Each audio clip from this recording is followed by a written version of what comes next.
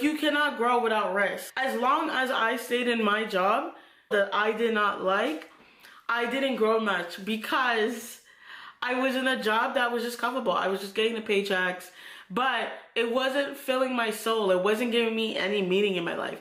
I was just coasting through. As long as you don't take risk, you're just gonna coast through life.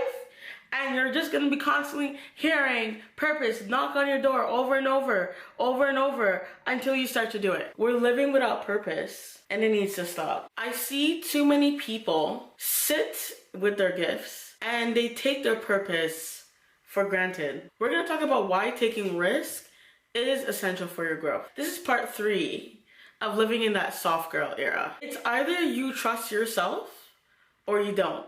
It's either you take the risk or you don't. It's either you take the risk and see what can happen, or you stay safe and wonder what can happen. Taking risks to find and live your purpose is crucial. This is a non-negotiable. Are you trying to figure out your purpose? So I created a chapter specifically on purpose. There's 6 different codes in this ebook, by the way. So to ensure that you live your best life. And some of the question is like, do you know what your purpose is? What obstacles are you currently going through right now? And if you don't know what to answer yet, I actually give my versions of answers for the action steps. And each chapter in this ebook has action steps. So that way there's more clarity. So what you're going to do is you're going to get this free ebook. You're going to go to the description and click link in bio to download your free copy. To download their Bestie so you can learn all the codes. Purpose is your lifeline. Without it, life will just pass you by, and before you know it, you'll get older in age and wonder, man, why didn't I try that thing back then? It's something that will always come to mind until you do it. Purpose is something that's not respective of age. It does not look at your insecurities. It does not look at your status. Purpose is something that just is and is made just for you, despite all the outside circumstances. So I just want to get this out there. If you are constantly making excuses, now you can remove all those excuses because there's no reason for you to have any excuses because purpose doesn't look at that. The ideas in your mind will keep on coming to you. And it doesn't matter what age it is. It may be 10 years, it may be even 5 years, it may be 20 years. But it's gonna keep on showing up in your dreams. You're gonna keep on getting confirmations. You're gonna keep on pondering about it until you do it. There's actually studies made by Templeton that shows that people who are without purpose, AKA doesn't do what they know they should be doing, doesn't start the idea, doesn't change their career, doesn't go back to school, you can insert whatever that is, they are more likely to suffer from depression, boredom, loneliness, and anxiety. That means that if you're using excuses and you know you're not doing what you need to do, it means you're gonna feel like there's something missing. You're going to feel discontented. You're gonna probably maybe feel sad. You're gonna feel depressed and down. And you're not gonna be feeling like you live your best life because you're not doing your purpose. That's how important it is. Hold up, okay? There's another study. So researchers actually considered having meaning in life the core to having a successful and happy life. This was stated by Colorado State University. It's kind of like when you're building a puzzle and then you try to put that piece into the puzzle and it doesn't fit properly. Basically what happens is it feels awkward. If it was a person, they'd be like, that's hurting me because this is not fitting right. You are left confused because you're like, what's the missing piece? That's all you're trying to figure out until you find that missing piece. And then you can breathe and relax. If you don't find the meaning of your life, it's almost impossible to have a successful life. So it means that if you are not finding what you're meant to do here, if you're not doing it, you're gonna have a really hard time in life. I could actually speak to this because this hits in different areas of your life. You're gonna find when I wasn't in my element of doing things that I was meant to do. When I was in that job that I know I shouldn't have been in, but it was so comfortable, it was slowly sucking me dry. It was taking the life out of me. When I stayed in a job that was not making me blossom, and stayed in a job where it wasn't in my zone of genius, I can actually say that that study is very true, because I found that when I spent many years in a job that was not embracing who I was and was not making me blossom, those were one of my darkest times. Those were the times where I was so depressed. I didn't know what I was meant to do here. I wasn't having a successful life. There was a lot of things that were in lack because of that. And I was crying to work. I was constantly feeling very frustrated. I was not satisfied. And it was to the point that I finally got another job. And I remember going to the new job and I was happy for a while. And then guess what happened? That feeling came back again, because at the time I didn't have enough confidence to do what was on my brain. I didn't feel like I had the resources. I didn't feel like I had enough. So my self-esteem was very low, because when you're doing something that you know that is not your purpose, it will tend to mess with your mind. It will tend to mess with your mental health, physically, emotionally. It will mess with you in every area. It's so powerful, because think about it. You're doing that very thing for 40, 60 hours a week. So imagine you're not fitting into the puzzle for 40 to 60 hours per week, and you're doing it over and over, trying to resize the puzzle over and over again. Can you imagine that? So you're actually putting more stress on yourself when you're always constantly trying to fit the pieces over and over again. Imagine you just wake up every day and you just always fit the pieces perfectly in the puzzle. Can you imagine how much relief you get? How much less stress it is when you are just fitting perfectly in a puzzle. And then only once in a while you'll be missing a piece, and that would represent when you're trying to grow and you're trying to overcome challenges as you're in your purpose. You're just missing one piece.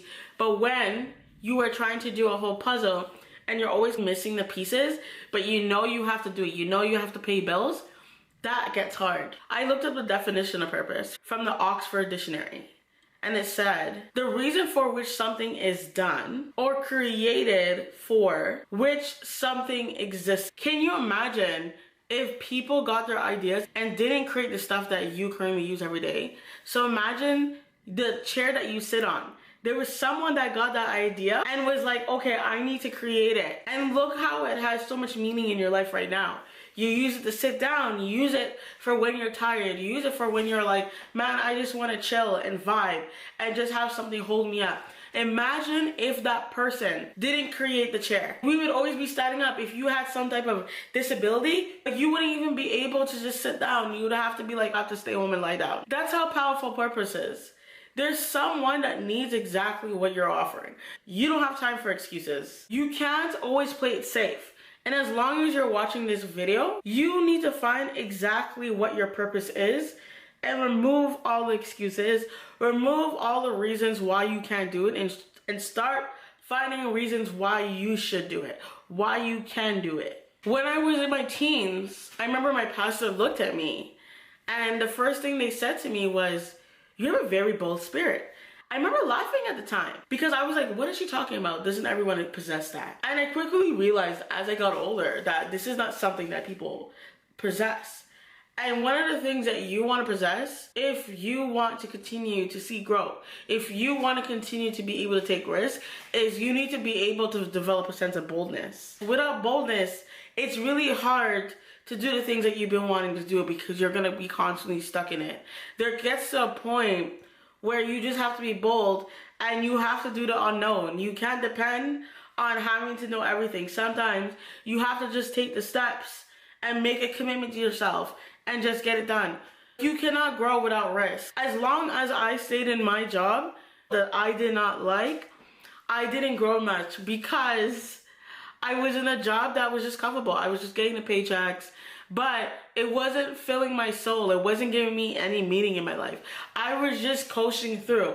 As long as you don't take risk, you're just gonna coast through life and you're just gonna be constantly hearing purpose knock on your door over and over, over and over until you start to do it. I used to often say to myself, I don't know what my purpose is.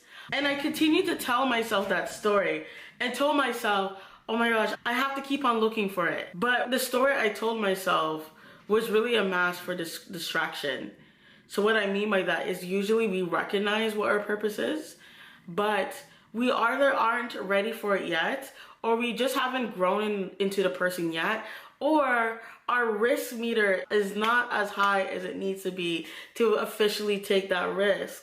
So we just tell ourselves, well, I need this to do that. I need this to get to that point. The truth is, there's always somewhere that you could start. God will never give you that purpose and tell you, you need $1 million and you don't have it, so I guess not. Like, there's always somewhere that you can start. Usually, there'll be little trails of confirmations. You're gonna find, whether that's from people, or maybe there's a class that you take, or there's a motivational video that you listen to, or there's a book that you read. There's always little trails of confirmation. There's always something deep down that you always tell yourself, oh, I would want to do this. I remember going to a conference, and this was probably about 5-6 years ago. I looked at the stage. I just told myself, it was a random thought, and I said, one day I want to be on that stage talking. And I took a picture by the stage, and I was like, one day. And I didn't understand at the time, because back I wasn't making videos, I wasn't motivating people, but I always knew I wanted to motivate people. This has something to do with my purpose. There was a excitement inside of me. Sometimes you're gonna see little seeds being planted that confirms your purpose, that confirms that fire within you, but you may not be ready for it yet. I'm gonna take you through a purpose timeline, and there's 5 things that usually happens before you find your purpose and you know that you're ready to go ahead and take the risk and do it.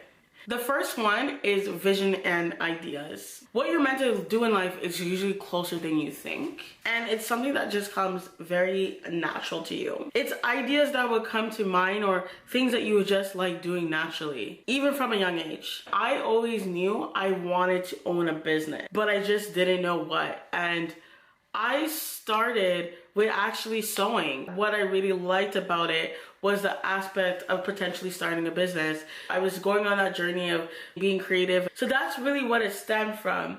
And then over time, it progressed to me finding that I loved motivating people. So my first ever YouTube channel was when I was living in a basement, right, that had rats in it, where the ceilings were coming down.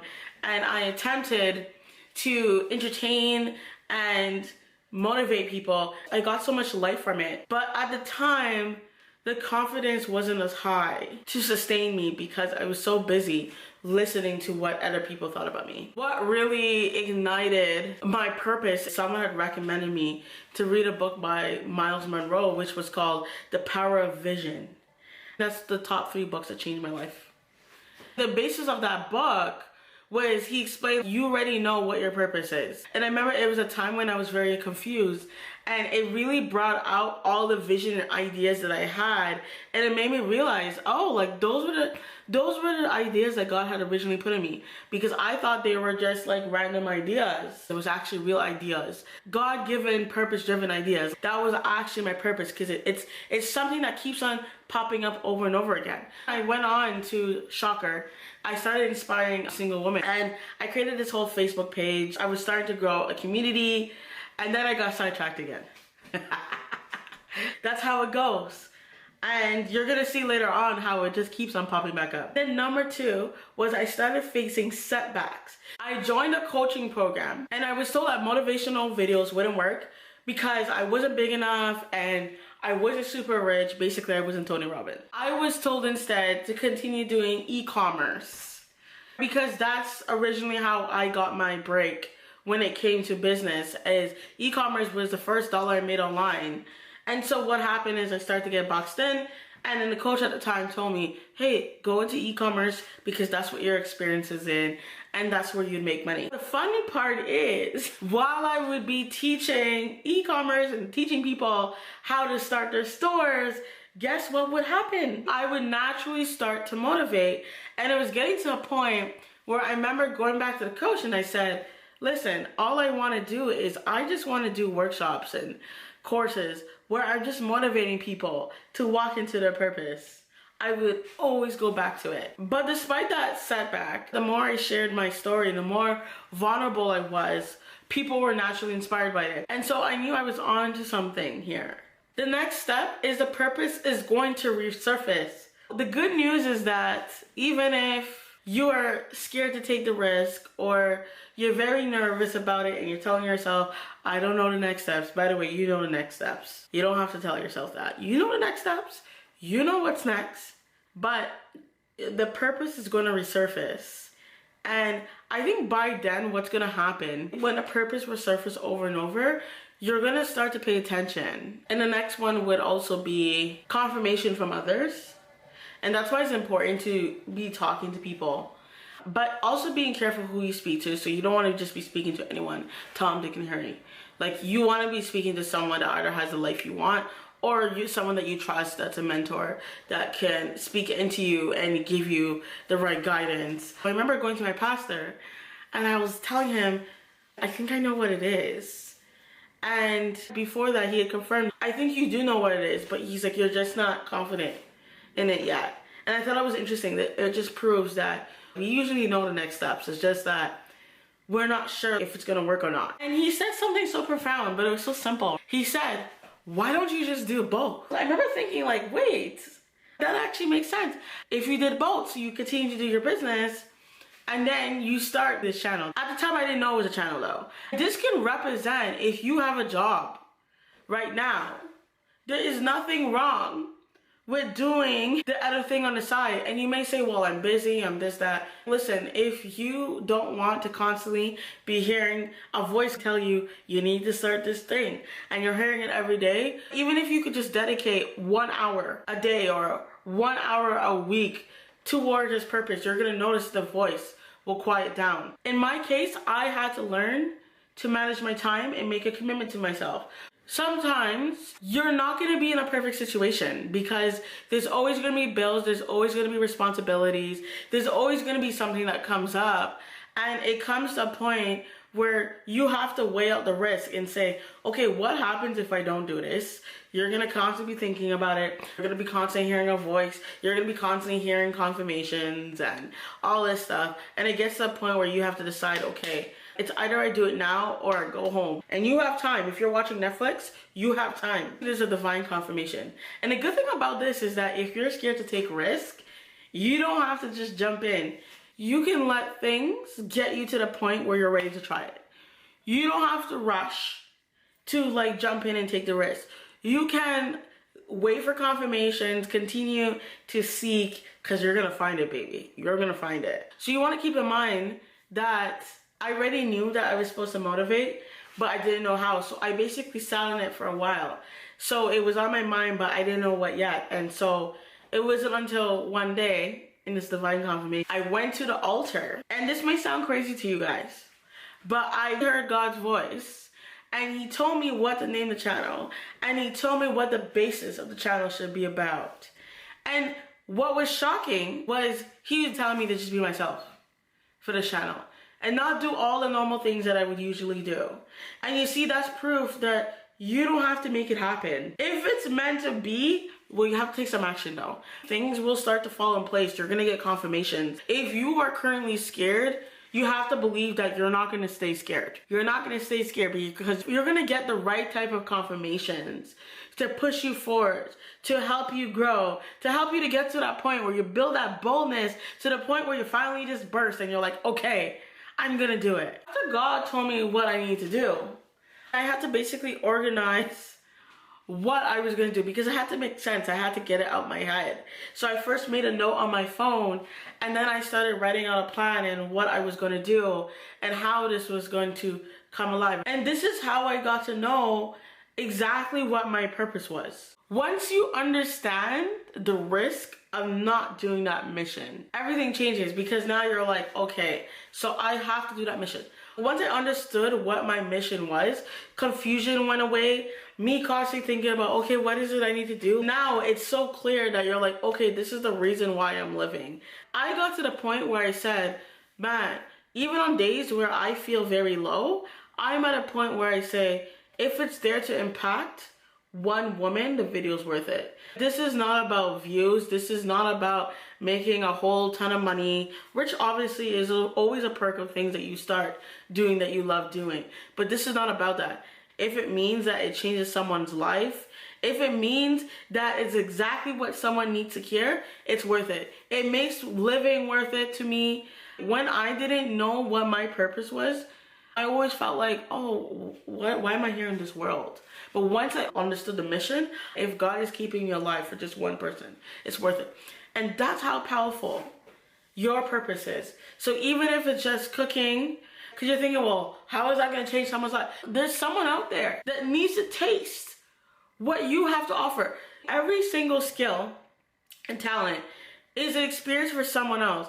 When you look at the purpose timeline, it actually shows you how it builds up, like the different things that you're gonna go through, and it gets to the point that if you stay the course, eventually you'll get to a point where you're like, I just have to do it. I'm tired of excuses. I'm tired of telling myself why I can't do it. I'm tired of being distracted. And you just get to a point where you're like, I'm just gonna do this now. I'm no longer making excuses of why I'm not gonna do it. You are no longer downplaying your talents or dimming your light. You are owning them. You are not there to make someone feel better by not doing the very thing you're meant to do because they're too insecure to do the thing that they know that they should be doing. You're not letting people dictate what you should be doing, and you're putting the gas on the pedal. There's no time for procrastination. You need to do what is uncomfortable so you can get to where you need to be. It's not being comfortable to get to where you need to be. So it's like when we go back to that question of why it's essential to take risks for growth, is because if you don't do this, you actually risk not doing what you're meant to do, and you risk just being unhappy and searching. You don't want to waste your time searching and searching and searching. You don't want to be distracted. When we go back to that question of why it's essential to take risk, there's someone out there that's waiting for what you're offering. There's someone out there that needs exactly what you need to create. There's someone out there that needs to taste or feel or smell whatever you are creating. It's so essential for growth. That's why a lot of people get ahead a lot of times. So let me give you an example. I was in this Facebook group and people were wondering, oh, like, how are people getting higher income? Someone shared they're at a very young age, they're in their mid-20s and they're making six figures. And one of the things they said was they would change jobs every 1.5 to 2 years. And everyone was like, oh, like, that's it? I thought you didn't have to do that, blah, blah, blah. And it really makes you think about it, because a lot of people, when they get into a job, they just stay there because it's way easier to stay in the job and just hope for a raise than to continue to fix up your resume, keep it updated, and then apply. But I found that the people who applied and changed job every 1.5 to 2 years were the ones that were thriving. Every time there's a risk that's taken, I find there's growth. So when I lost my job and I finally made a decision to myself, I'm no longer letting an employer be in charge of my income like that. They're not having that much control. I decided to take a risk because I got to the point where I was like, okay, so I can apply for another job, that's easy, or I can take my last low four-figure amount in my bank account and pay someone so that way they could teach me how to start my first Amazon store and make my first sale online. And it ended up being worth it. I want to change the course of my life. I want to change the trajectory of my life. And that's why it's essential. If you want to change generations and break generational curses, it is essential for you to take risks. You cannot grow, you cannot see change without doing that. And it's going to be inconvenient. I'm telling you straight up. You're not going to be comfortable. You're not going to be sitting on a pile of cash and being like, okay, now I'm ready to take the risk. It's not going to be like that. It's not a fairy tale. It's usually something that you have to sacrifice so you can get to where you need to be. Risk is essential. I've never seen someone make it without risk. Yes, there may be some people who are rich and they can just get everything that life has to buy, but most people are not like that. And for you to get to another level, it requires some type of risk. You can't do it without taking risk. You just can't. You're stressing yourself out. It's going to be very hard to take risk. And you have to get to a point where you have to trust that God And everything's gonna line up and you're gonna get the exact resources that you need. You're gonna get the exact people in your life that needs to be in your life to get you to where you need to be. I can't tell you how many times God has done that, where one day, you know, as soon as I lost my job, I was just scrolling on Facebook and saw someone randomly just offering to teach for Amazon. And I never saw this guy's post before that. I was so intrigued by that. And then all of a sudden, I pay him, make my first dollar online. Or another time was I started working at an agency, and then all of a sudden he was like, "Hey Nikki, I don't think it's the right fit." And I get this thought in my head, "Hey, can you help mentor me?" Boom, he starts mentoring me to grow an agency. Or I start working with business coaches, and all of a sudden they want to help me. And I start connecting with different people. And then all of a sudden you have this network of people that you can just contact. You just never know. The key thing is you need to take small steps. You don't have to take a big step. You don't have to figure out all 50 steps ahead. All you need is to figure out the first step of what you need to do. When you just take action, you just create, and you just focus on the mission, everything just starts to line up and work itself out when it comes to purpose. Like, you usually don't have to work super hard to make it happen. All you have to do is your part.